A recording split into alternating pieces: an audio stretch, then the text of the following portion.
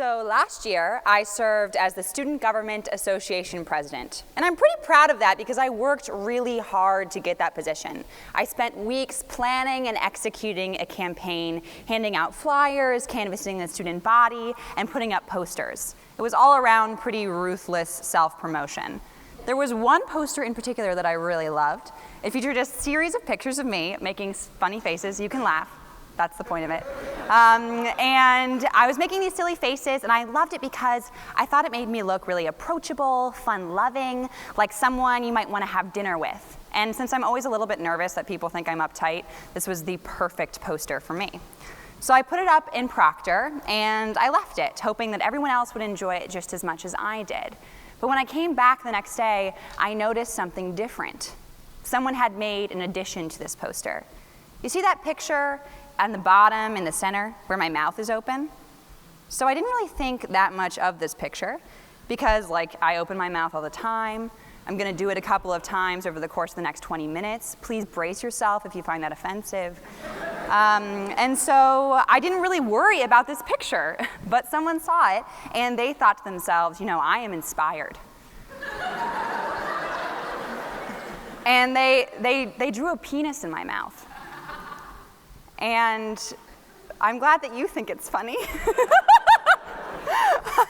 I took down the poster, I put it in my backpack, I went home, I grumbled to all my friends, and I called my dad. And I remember telling him, I should have expected this. I should have anticipated it. This was bound to happen. I deserve this. I'm putting so much information about myself out into the world. I'm bound to get some negative feedback. And at the same time, I felt so personally attacked, like this dickish doodler actually hated me. He hated my guts, or she, I guess. And I felt like this was about me as an individual. But over time, after serving for a full year as a Student Government Association president, and after paying a little bit more attention to our national political atmosphere, I've noticed that there's a pattern here. I am not alone. My situation isn't unique or even special. We have this tendency to sexualize women, to turn them into sexual objects, and we do it especially, or maybe, incredibly, to powerful women, to women in positions of power. And this phenomenon isn't new, it's not fair, and it's not okay. Cleopatra is often called the Queen of Kings, which I think is kind of a fabulous title. I'm hoping to have some business cards made that say that. And she was a pretty cool lady. She was one of the most powerful women in the ancient world, and she was pharaoh in Egypt. But the beginning of her political career started off a little bit rocky, so take hope if you're suffering from a similar situation. She was married to this guy who wasn't doing a very good job ruling Egypt. He was also her brother, which was normal at the time. And part of the problem that he was running into was that he was a preteen, and he just wasn't doing a very good job ruling.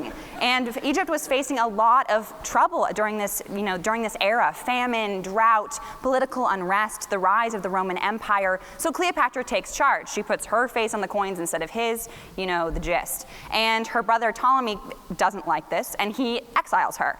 And she's sitting in exile trying to figure out how she's going to get back on the throne, and so she pays Caesar a visit. Now, Caesar is the head of the Roman Empire, and they form an alliance. It's part political, part romantic. She gives him some ships and some grain and a son named Caesarion, and in turn, he helps her regain her throne. He defeats Ptolemy's armies, and suspiciously, her brother drowns. She becomes the pharaoh of Egypt. So this works out really well for a while, but as you probably know, Caesar was assassinated, so it's kind of a short-lived victory. And Cleopatra has to figure out what she's going to do next. She chooses not to align herself with the legal heir of the Roman Empire, hoping that at some point, her son will sit on the throne of that empire. So she decides to form an alliance with Mark Antony. Again, it's a little bit romantic, a little bit political, but Mark Antony's on the losing side of history. He loses battle after battle and eventually retreats all the way back up to Alexandria. Cleopatra and Mark Antony reunite, and at the end of the day, they are both dead by their own hands. Now you may be thinking to yourself, I feel like like she's missing part of this story, like the part where Cleopatra goes and visits Caesar wrapped in a rug, and then she pops out of the rug and she's so hot. You know that part? Well, a lot of historians don't think that that's really true. Another part you might think that I'm missing is Shakespeare's version of the death of Cleopatra, that she dies in sort of like a Romeo and Juliet Part 2 version of the suicide pact. She dies by a snake bite, an asp, on her breast. And some historians do think that a snake bite is what killed Cleopatra, but it was probably on her arm. The idea of a snake on her breast, I think, is just really dramatic. It's definitely sexual. It definitely recalls the idea of the fall, of sin. You know, it's kind of poetic, and it doesn't do her any favors. A lot of artists have picked up on this theme. This is a painting by Jean-Jacques Rixin. It depicts the death of Cleopatra. You'll notice that she is naked.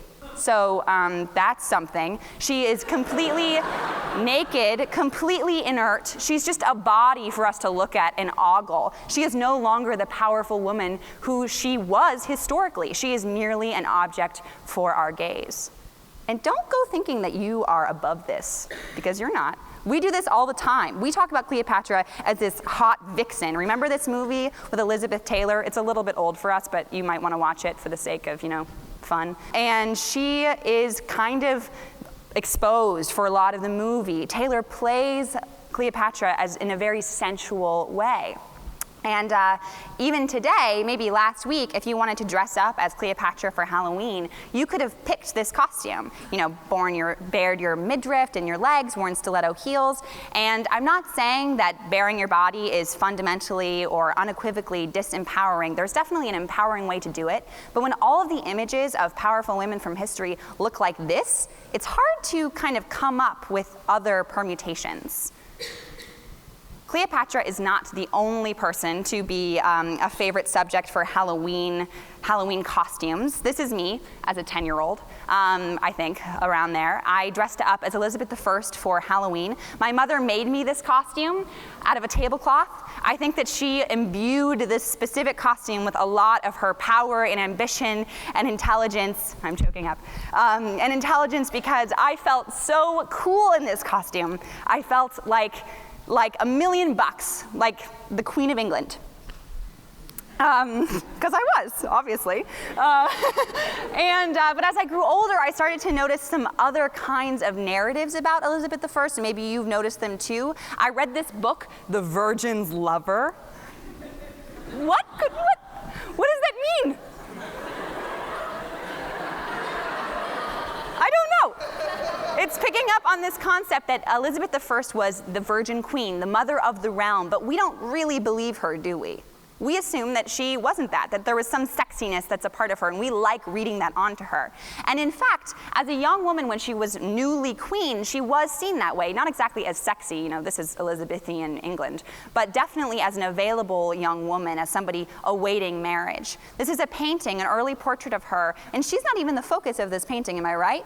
The focus is on these three goddesses, Athena, Hera, and Aphrodite. Hera's arm, Hera, by the way, is the goddess of marriage. She thrusts her arm into the sky, drawing your eye. And then the naked body of Aphrodite, it's hard to look away from that.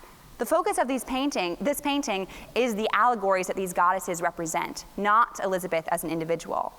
But Elizabeth doesn't want to be this kind of queen. She doesn't want to be a partner in rule. She wants to rule. And so she starts to portray herself as the virgin queen, the mother of the realm.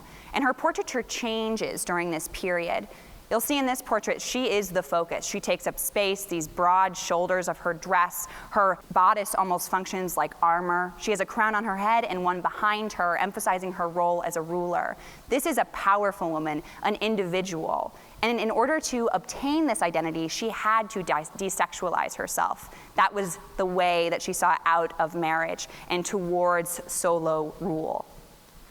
All right, thank you for bearing with me through my little history lesson here. I, first of all, really like history, and I also think that looking back at women from long ago, we can be a little bit more critical about how we understand people. They're not so politically charged. But now it is the moment you have all been waiting for and anticipating, Hillary Clinton. All right, Hillary Clinton. So before I begin, I've noticed that we have this tendency to call Hillary Clinton Hillary. I do it a lot too, so please forgive me. But it's strange because we don't call Obama Barack. We would never call Reagan Ronald. Can you imagine? Even with the Bushes, we just rely on context to figure out which Bush we're talking about, right? So I'm hoping that we can do the same thing for this talk. This talk is about women in power, so assume that when I say Clinton, I'm talking about Hillary Clinton. To make things a little bit clearer, if I'm going to refer to the former president of the country, I'll call him Bill. All right, so that'll be fun. Hillary Clinton is currently wondering, she's living in the question of whether or not she's going to run for president. And actually, I think she's probably decided, but we're all still wondering. And because of this, there's been a lot of talk about what kind of candidate she would be, what her experiences are, her skill sets, what she's good at, what she's bad at, her experiences. And these are all really important things to talk about. Like, please, let's vet the person who's going to hold the highest station in the land, please. But I think sometimes our conversations really devolve. And we start talking about things like her outfits, what color her lipstick is, how she's wearing her hair. Is her hair pulled back? Is she wearing a headband? Oh my goodness, not a headband. She looks so old or wrinkly or tired, or just insert any word that means not fit for the job.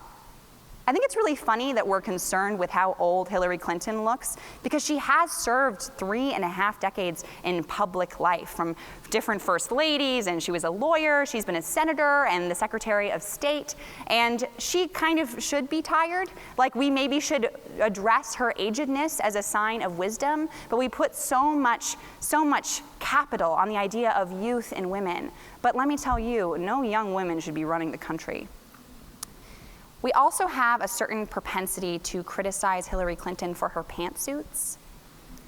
And if you know me, you've already heard this shtick, but I hate the phrase pantsuits. Like, when a man wears slacks and a blazer, it's a suit, right? But if I were wearing a blazer with slacks, it would be a pantsuit. What? If anything, when a woman wears a skirt and a blazer, it should be a skirt suit. I will grant that. That is fine. That's a variation. This is just one of those linguistical representations of sexism that actually makes me crazy. Like, you might be able to see me levitating a little bit while I'm talking to you right now. And I think the reason we do this is we are a little worried about women taking on symbols of power, of which suits are one, right? And we're a little worried about Hillary Clinton stepping out of her prescribed role in what we consider feminine and moving out into a different, uncharted territory that is traditionally masculine. Now, Hillary Clinton isn't the only subject for sexism in our political atmosphere. Senator Kirsten Gillibrand recently came out to say that she had been the survivor of harassment in her workplace, and by workplace I mean Congress. And some senators were commenting on her body, the fact that she'd been losing and gaining weight, and whether or not they were attracted to this new body shape that she was holding. Also, if you Google Senator Gillibrand, one of the suggested tags for your Google search will be hottest senator, like by popular demand, right? Sarah Palin, I know everybody has a different political opinion about Sarah Palin, but it's hard to deny that we have talked a lot about her body. When she was first the vice president, or nominated for vice president, a lot was made of the fact that she had won this beauty contest. We were all sort of wondering, how is she going to look walking down the runway in her skirt suit? How is she going to look if she looked so great in a swimsuit all those years ago? We're a little bit obsessed with that.